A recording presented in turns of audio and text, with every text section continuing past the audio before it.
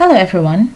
So we're back again at our functional grammar session. This is Jennifer and today's topic is about the system of theme. In functional grammar, we know that there are three types of registers: the field, tenor, and mode.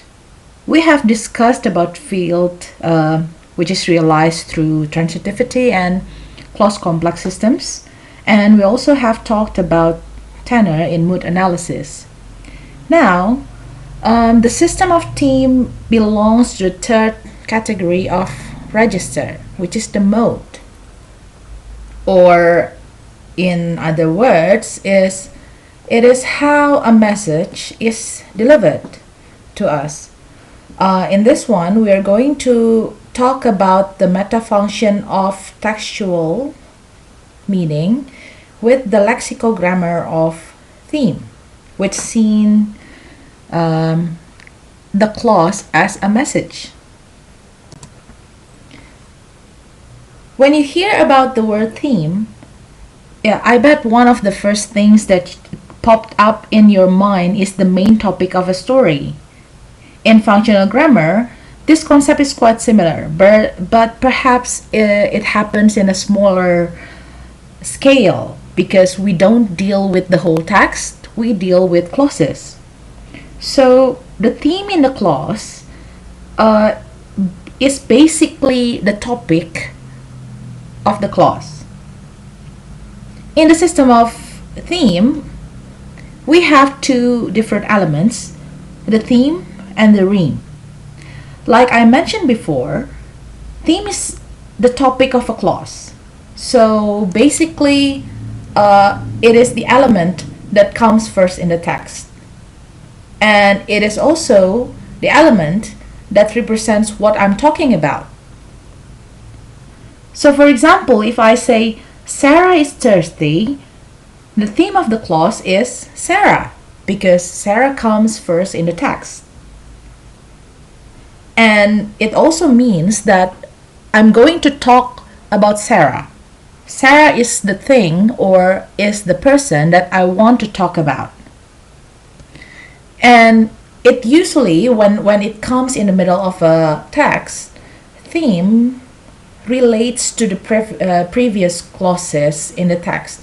So for example, if we have been talking about Sarah for like 4 or 5 minutes, when I mention Sarah, I don't have to re-explain it to you again who Sarah is, because all of us have understood who Sarah is. So basically, theme is the topic of the conversation if we talk. Theme is the topic of the text if we read a text. Now, if theme is the topic, rheme is basically the one that contains new information. Or we can say that this is what I'm saying about it. So in the sentence, Sarah is thirsty, it is Sarah that I want to talk about. But what is it about Sarah that I want you to know? That is the new information. And the new information is that she is thirsty. So that is the content of the topic. The theme is the topic. The rheme is the content of that topic or whatever it is we want to talk about.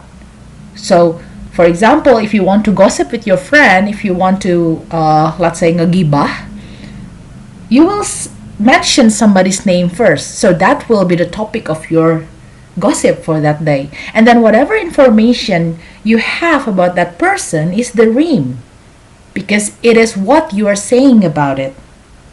So basically, it gives information based on what you know, and then you add more information toward it.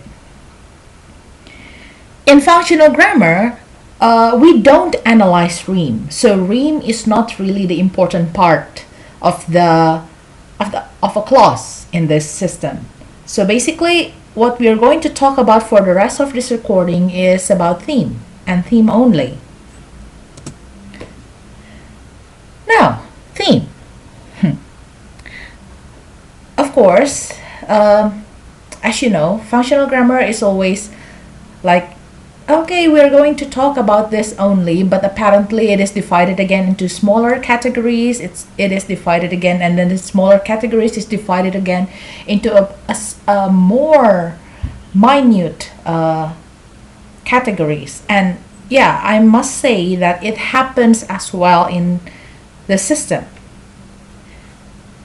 So in theme system, in the thematic system, we have three different elements: the topical theme, the interpersonal theme, and the textual theme. The most important element in this category is the topical one, and this is what we are going to discuss first. The topical theme is the one that has to be present in all major clauses. So if you have a major clause, there has to be one topical theme in it. The interpersonal and textual, we're going to talk about it later. Okay, first one, the topical theme. Okay, one of the first rules of the topical theme is that it has to appear at the beginning of the clause. So in this one, in this three sentences, in these three examples, you can see that the first one starts with honey, the second one also starts with honey, as well as the third one.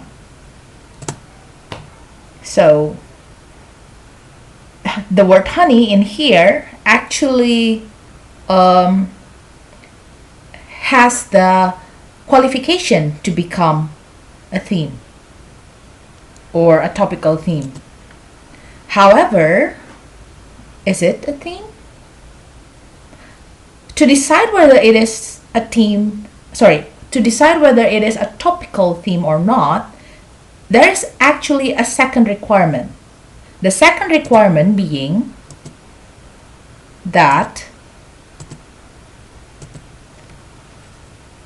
a topical theme needs to be in one of the function of transitivity. It is either a process, a participant, or a circumstance. So in this one, honey is not the subject. It is not a participant. It is something that you only call somebody. So if for example, I want to replace the word honey with, let's say, Rexy, or if I want to say Agnes, it doesn't change the rest of the sentence. I'm just calling somebody out. So it is not the subject. So I is the participant. So it means in this one, I is the topical theme. In the next one, in the morning, which is a circumstance can be a topical theme. So again, in this clause, honey is not the topical theme. Circumstance in the morning is the topical theme. And another requirement is it is either a process, participant of circumstance. Of course, you know, a process is a verb, the main verb of a clause. In this one, love is the process, which is what? A material process? Or no, it is actually, love is a mental process, right? Because it is one of the processes, so it can become a topical theme.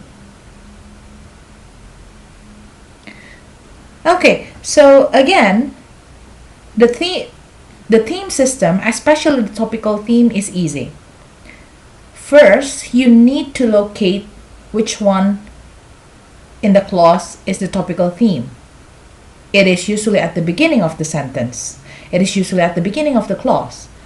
And when you find the elements at the beginning of the clause, you need to think whether or not it is a participant, a circumstance, or a process.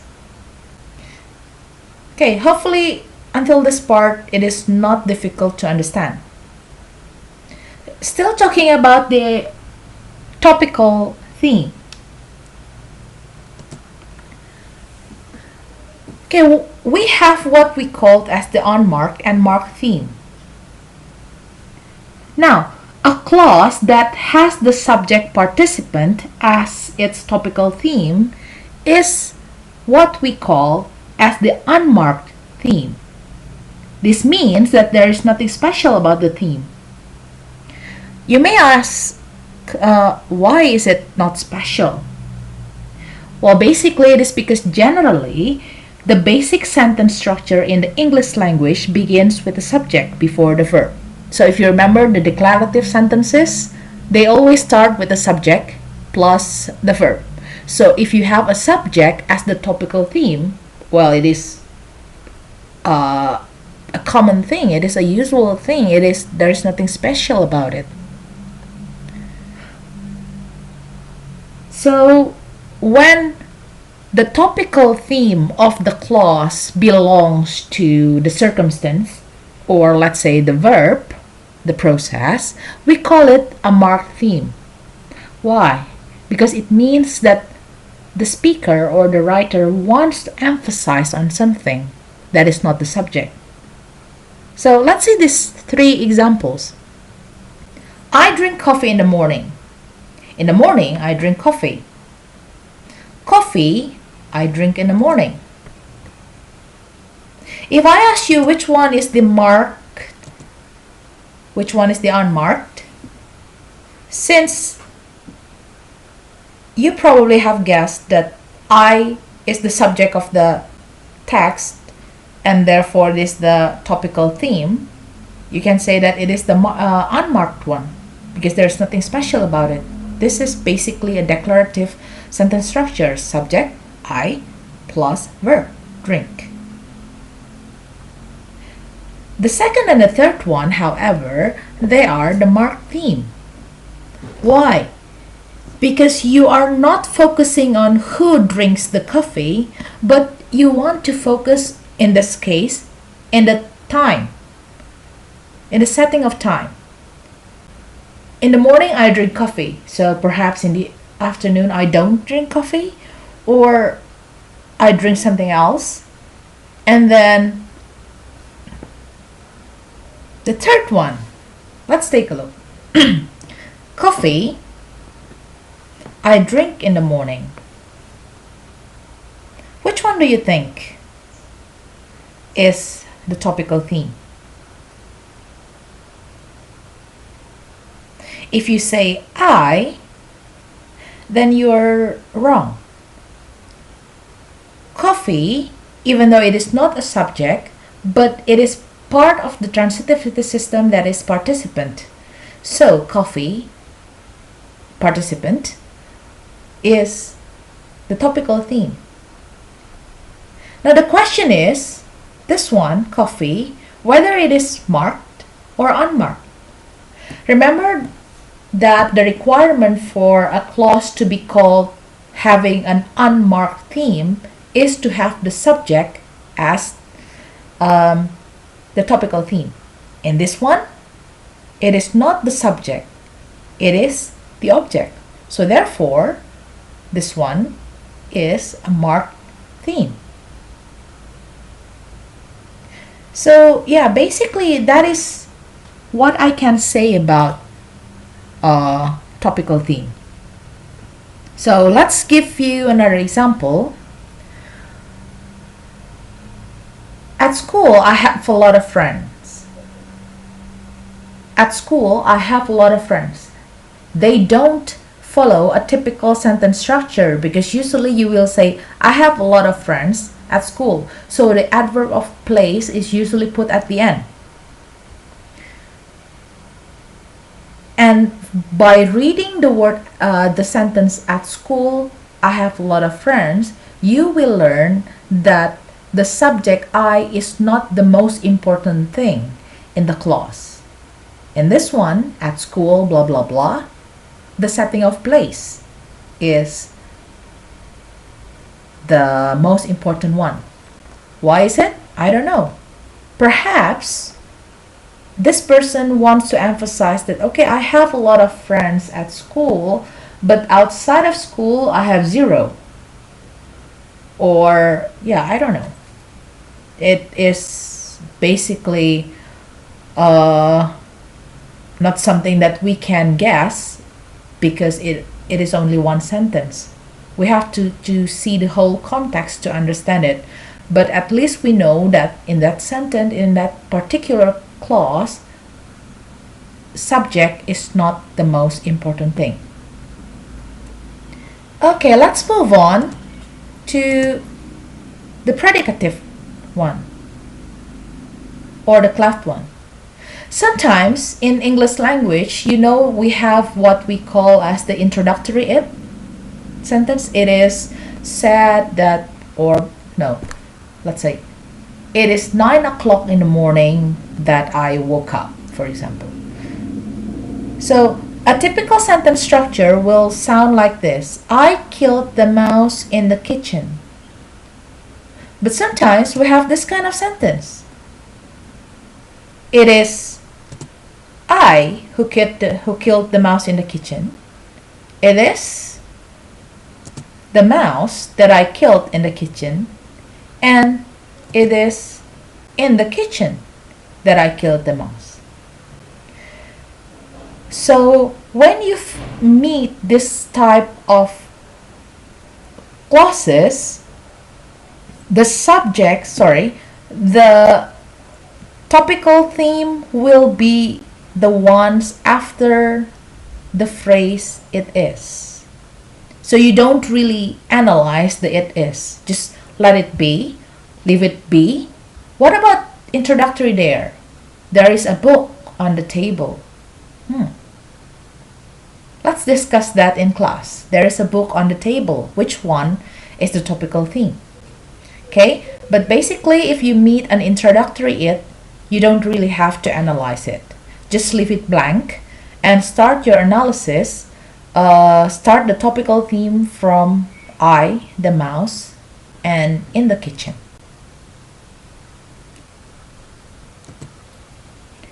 Next is the interpersonal theme. If you still remember the mood adjuncts in the discussion of mood system, I think you won't find this one really difficult. So the interpersonal theme consists of three elements, if you want. The modal adjuncts like the words maybe, usually, and perhaps. The vocatives is when you call somebody's name to indicate that that you are talking to that person. For example, if I want to say, oh Greg, hey, come on, I like you, Greg, don't do that. So Greg there is a vocative. Or if you want to say, Wilbert, can you come see me after class? So Wilbert is the vocative. It is not the topical theme. It is what we call as the interpersonal theme. If you remember my earliest example sentence, the honey, I love you in the morning. So honey is the vocative because basically it refers to somebody else and it refers to somebody that we're talking to, not we're talking about, we're talking to. And of course we have the finite: do, does, did, polarity, do you, blah blah blah, or a comment.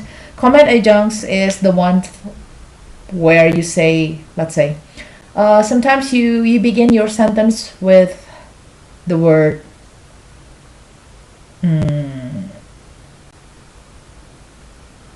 yeah, basically quite similar with polarity.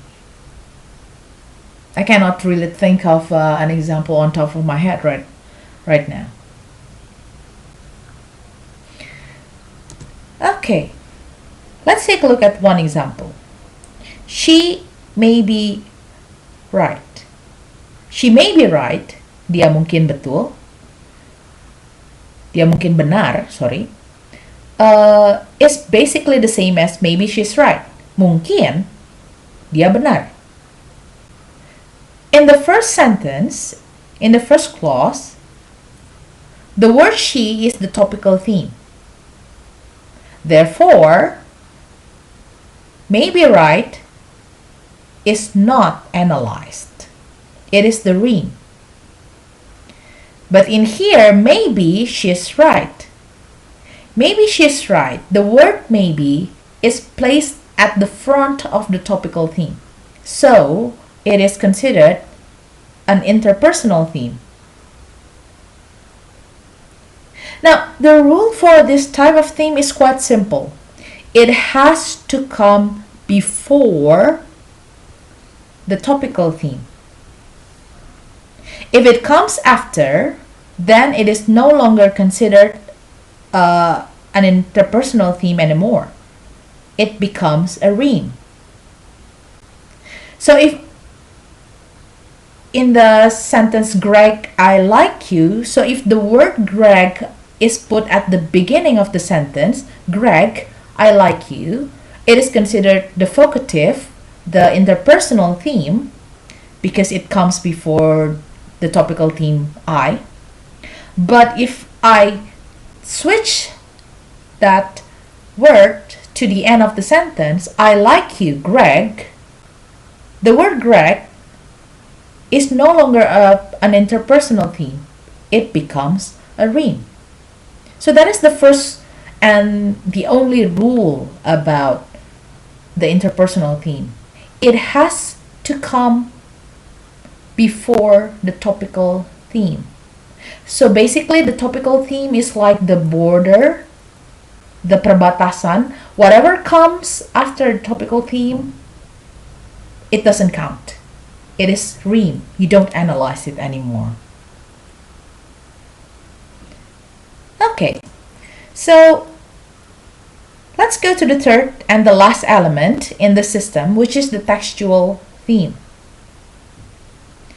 This one is the one or the theme that gives a clause its context. Per usual, it is divided again into 3, the magic number of 3. Textual theme consists of continuity, conjunctive, and conjunction. Continuity is a signal that someone is starting a new move in an interaction. For example, you can use the word well, okay, right, by the way, anyway, hey, perhaps. All of these indicate that the speaker or writer wants to go on or switch to a new topic. Let me think of an example. I think, okay. An easy example will be Pak Soni. So if you pay attention when he's teaching, he often starts his sentences with the word okay. So before he goes on to explain about something, he will start, okay, now we are blah blah blah. Okay, blah blah blah. Well, just pay attention the next time you have a class with him. So that is how Pak Soni keeps the continuity of his interaction with his students going, by indicating that I'm going to start a new move. That is the continuity theme. So quite easy, right? Now, conjunctive adjuncts and conjunctions, well, they're a bit tricky to differentiate, basically because both deal with conjunctions. Okay, so starting from now, I'm just going to refer to conjunctive adjunct as conjunctive, and conjunctions, I'm not going to say conjunctions, I'm going to say structural.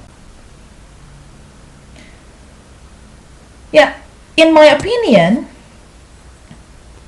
the easiest way to know whether a conjunction is conjunctive or structural is by using what we call as the movability test.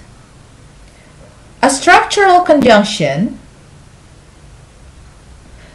is usually found only at the beginning of a clause. You really cannot move it elsewhere because then the clause will be ungrammatical. A conjunctive, this one,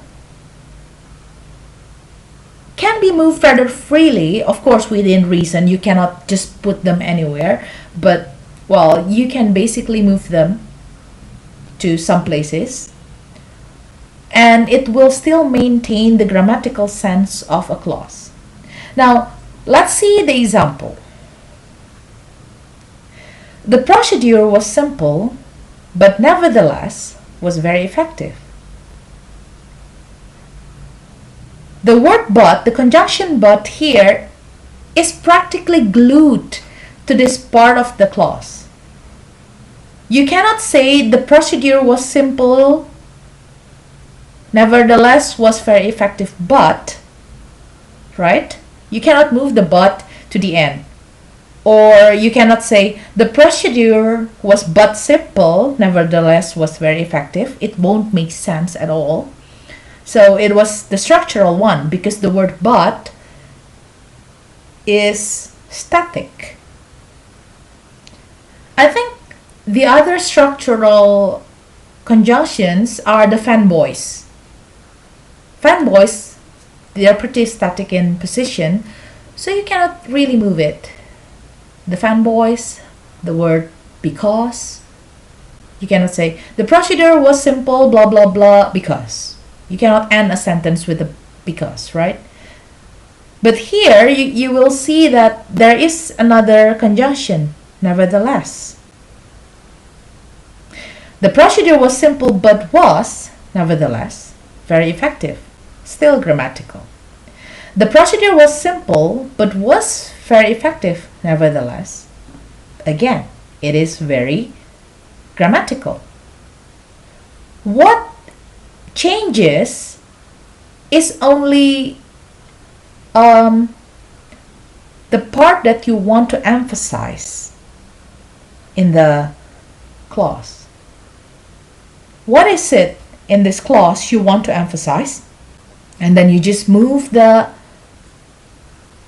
conjunctive along with whatever it is you want to say.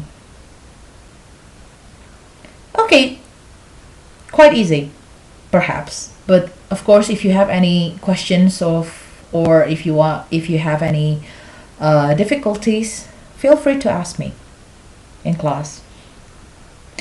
Now, just like the interpersonal theme, a textual element, the continuity, conjunctive, and structural, is considered a theme if it comes before the topical theme.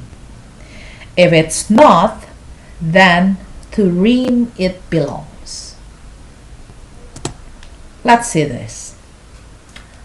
Well, on the other hand, we could wait. We is the topical theme of this clause. So whatever happens, whatever comes before is considered part of the theme. Now let's see. On the other hand, well, yes, they are the theme. Well is a continuity. And on the other hand is a conjunctive. So therefore, both of them are the textual theme. What you need to remember, what is important is that every major clause has a topical theme. So that is the obligatory one. The interpersonal and the textual theme, they're not really important. You can add it, you can omit it. It doesn't change anything, perhaps. Just to make sure that a text or a clause is clearer. While on the other hand, we could wait. We agree that we is the topical theme. What about this one? Well, we, on the other hand, could wait. How do you analyze this one?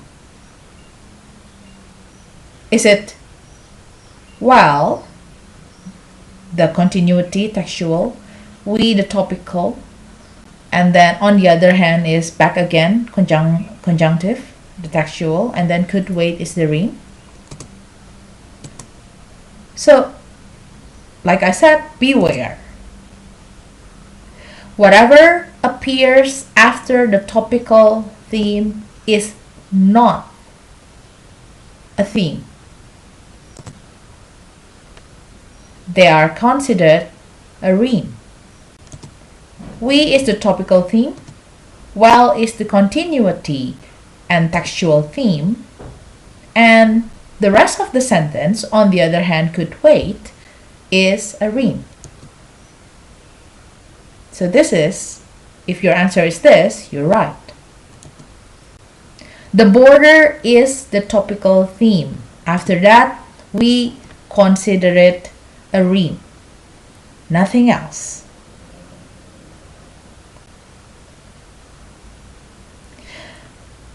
Okay, so basically this is the basic theory.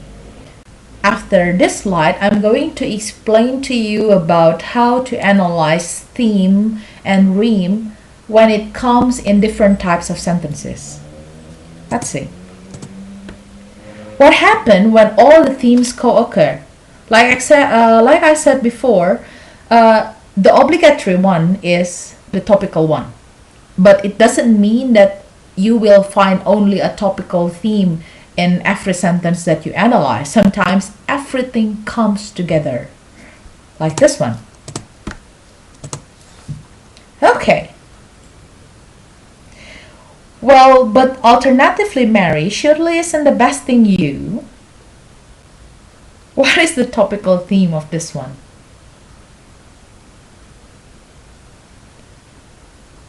Yes, when we read the sentence, it looks like we have two different subjects, right? Mary and the best thing. Let's make it simple. Let's translate it. Ya, tapi Mary, pasti bukankah yang terbaik itu kamu? So, is Mary the subject here? No. Mary here is a vocative. You are talking to Mary. That about her being the best thing in the world, perhaps. So, the best thing is the subject as well as the topical theme. So we can divide it into this one. Well, but alternatively, Mary surely isn't the best thing you. The best thing is the topical one. Mary surely isn't is the interpersonal one. Mary is the vocative. Surely is the comment adjunct. Oh yeah, this is the comment adjunct. Finally, we get something. And isn't is the finite. Well, but alternatively is the textual one. Well is the continuity adjunct. Sorry, is the continuity. But is the structural. And alternatively is the conjunctive. What about you then? Of course, we know that whatever it is that comes after the topical theme is considered a Rheme. Oh, apparently I created this. Okay, sorry. Yeah, so whatever happens or whatever comes after the topical is Rheme. You don't have to analyze it.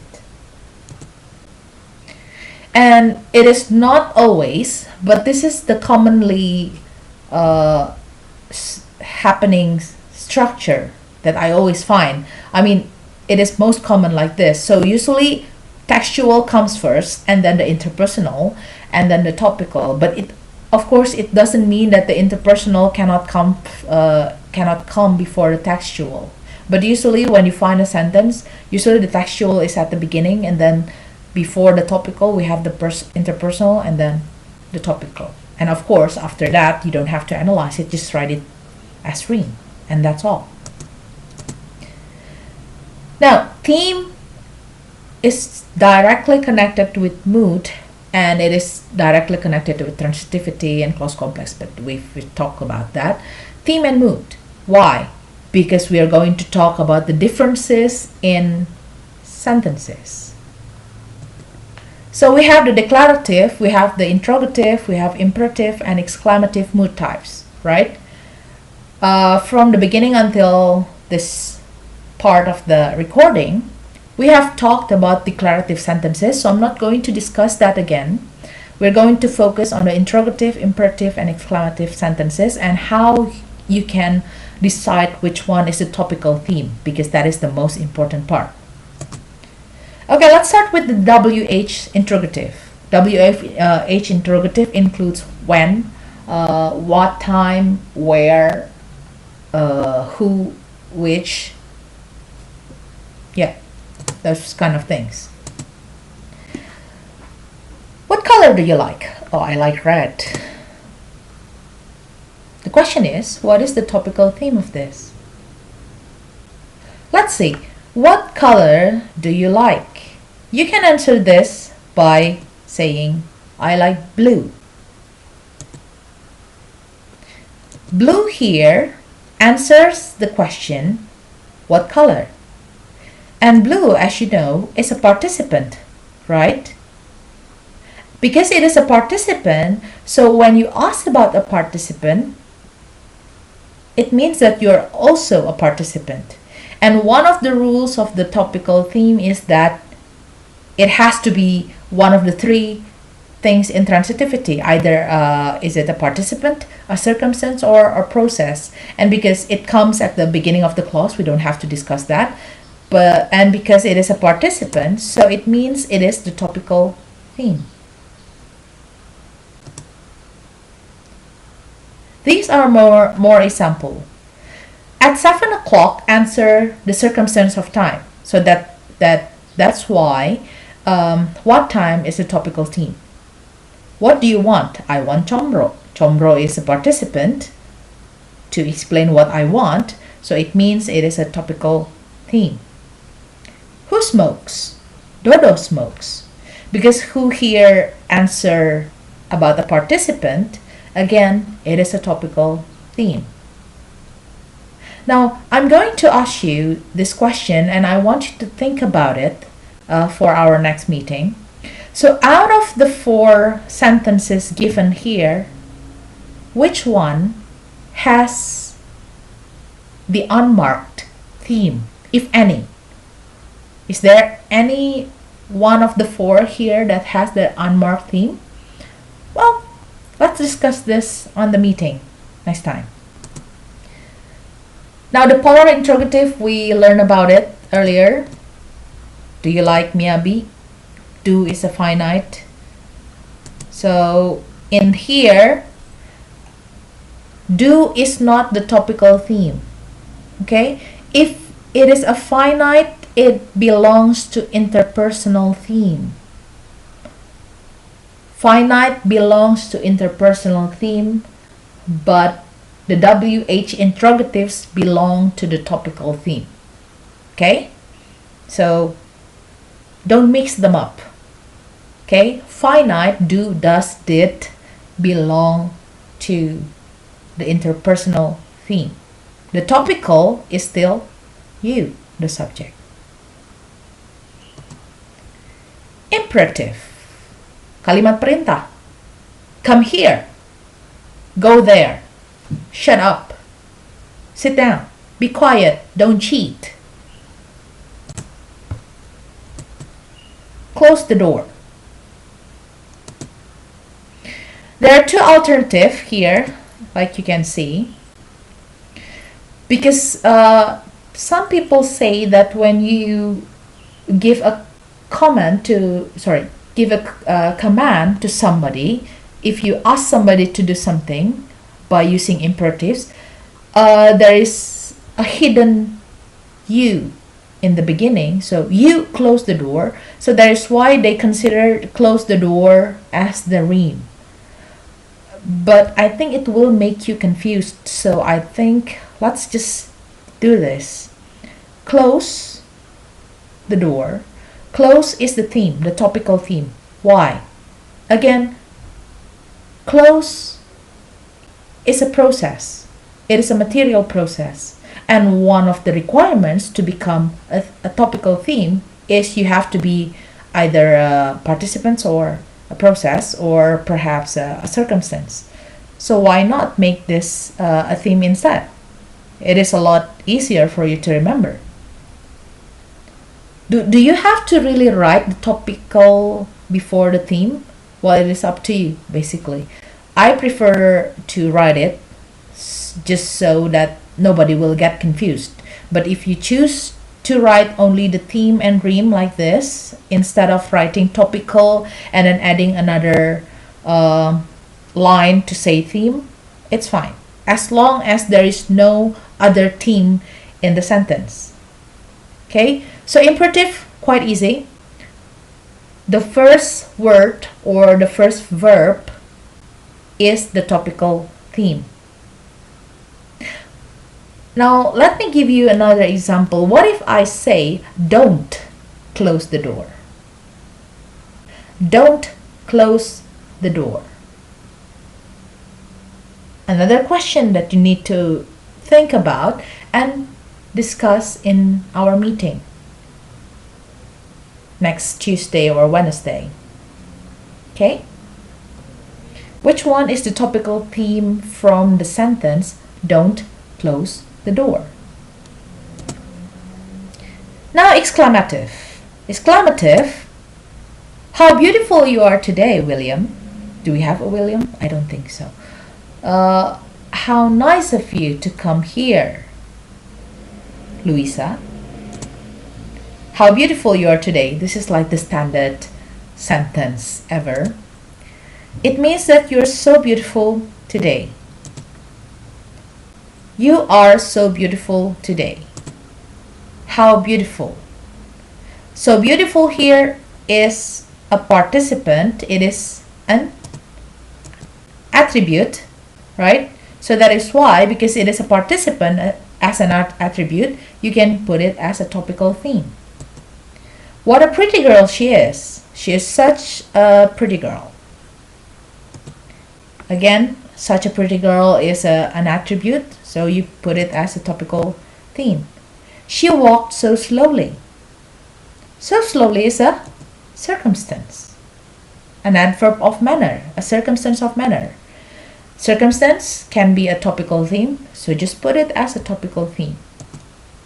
And yeah, well, I think that's all I can share about the basic of theme analysis. We'll discuss it in more details in our meeting.